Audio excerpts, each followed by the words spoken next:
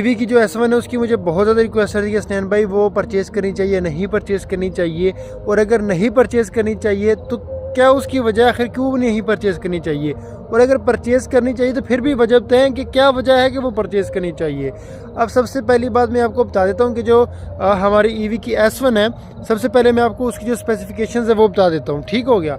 अब ईवी की जो S1 है उसमें दरअसल 1200 वाट की जो है वो BLDC की मोटर आती है। तो 1200 वाट की मोटर है, इसका मतलब ये है कि उसकी जो पावर वगैरह वो आप लोगों को ज़बरदस्त मिलेगी, पावर में किसी किस्म का कोई इशू नहीं आएगा।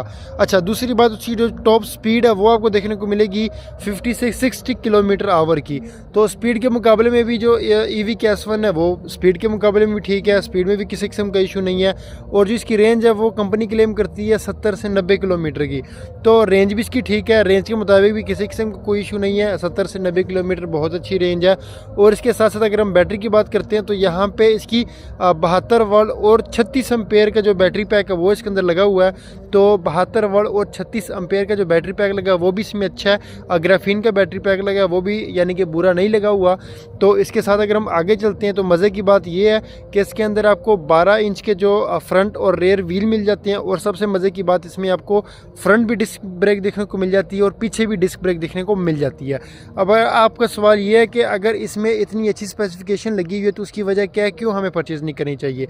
अब उसकी सबसे बड़ी जो वजह है वो ये है कि वो जो आपको इलेक्ट्रिक स्कूटी का जो बैटरी पैक देखने को मिलता है ना 72 वोल्ट 36 एम्पेयर का, वो बैटरी पैक तो अच्छा है, लेकिन वो आपको ग्राफीन का बैटरी पैक देखने को मिलता है। अब ग्राफीन की जो कंपनी है वो आपको सिर्फ 1.5 साल या 2 साल वारंटी देगी, इससे ज़्यादा नहीं देगी, और उम्मीद यही है कि वो जो बैटरी है वो 1.5 साल या 2 साल के अंदर फारग हो जाएगी। तो 2,10,000 रुपये की आप ईवी S1 परचेज़ करेंगे और 1.5-2 साल के बाद उसकी बैटरी ऐसी फारग हो जाएंगी, अगेन आपको लाख रुपए की जो बैटरीज है वो उसमें डलवानी पड़ जाएगी। अच्छा, अब ईवी S1 के बजाय कौन सी लेनी चाहिए मैं आपको बताता हूँ। अब बेलिंग की एक इलेक्ट्रिक स्कूटी आती है जिसका नाम है बेलिंग फायरफ्लाई। अब फायरफ्लाई की मैं आप लोगों को जो स्पेसिफिकेशन है वो बता देता हूँ। सबसे पहली स्पेसिफिकेशन उसकी यही है कि उसमें भी आपको जो 1200 वाट की मोटर है वो देखने को मिल जाती है, यानी कि मोटर दोनों की सेम है, पावर दोनों की सेम है, और स्पीड भी दोनों की सेम है। 55 से 60 किलोमीटर स्पीड में भी किसी किस्म का इशू नहीं है। लेकिन अगर मैं रेंज की बात करता हूँ तो जो फायरफ्लाई की रेंज आपको देखने को मिलेगी वो मिलेगी 80 किलोमीटर तक, और ये 80 किलोमीटर की जो रेंज है आपको इको मोड पे देखने को मिलेगी।